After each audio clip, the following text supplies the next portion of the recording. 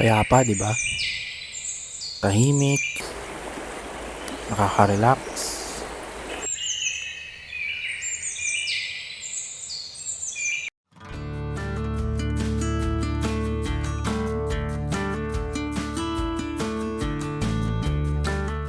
Dito yan sa Floating Sanctuary Resorts sa Santa Maria, Bulacan.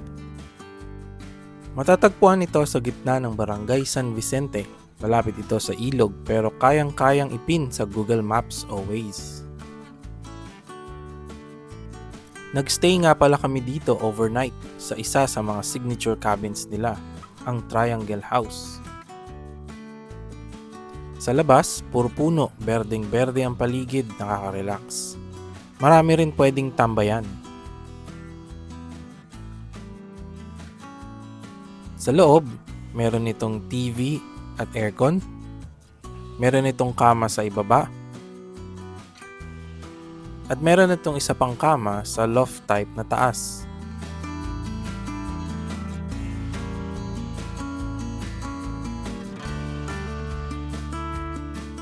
Isa sa mga pinagmamalaki nila ay meron ding jacuzzi sa loob. Meron ka pang magandang view ng ilog. Pwede ka rin mag-senti sa labas dahil merong hammock.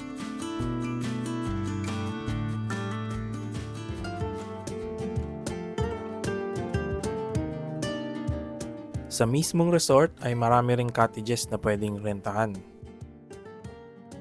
Siyempre kapag resort may pool. Malaki ang pool nila. Meron din pang kids. Kung may dala kang fur baby, meron din silang doggy pool na nakahiwalay.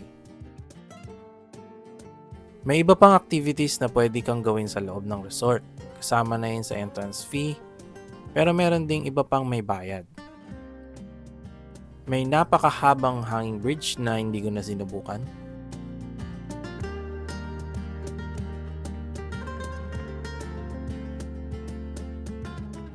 May floating raft na pwede kang hiramin. At maraming lugar na pwede ka pang i-explore sa paligid. Meron din pala silang pyramid glass houses. Parang yung triangle house pero mas maliit. Hindi na namin ito pinili dahil medyo nalilitan kami sa loob. Perfecto sa mga gusto ng simpleng glamping. Sa bandang dulo ng resort, meron ding mga leaf rooms. Para itong hotel rooms na merong mga kama sa loob at iba pang amenities. Pwede dito ang 6 to 10 packs, depende na lang kung magyayakapan kayo sa gabi. Pwede pang maging 15. Merong mga shared facilities tulad ng ihawan, may basketball court, may badminton court, at marami pang iba.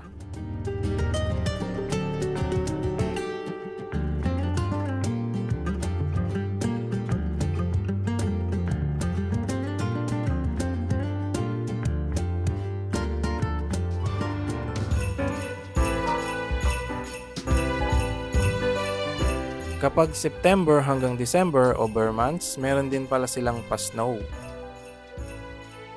Pero hindi talaga to totoong malamig na snow. Hindi ko alam kung saan gawa ito pero parang bula ng sabon.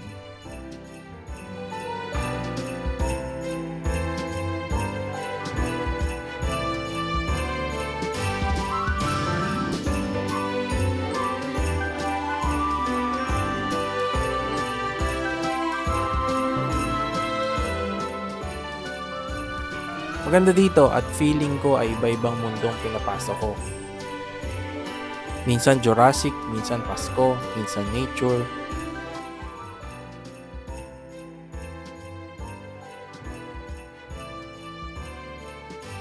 Downside lang sa amin ay hindi one-way mirrors yung salamin kapag gabi kaya kita ka mula sa labas habang nagja-jacuzzi.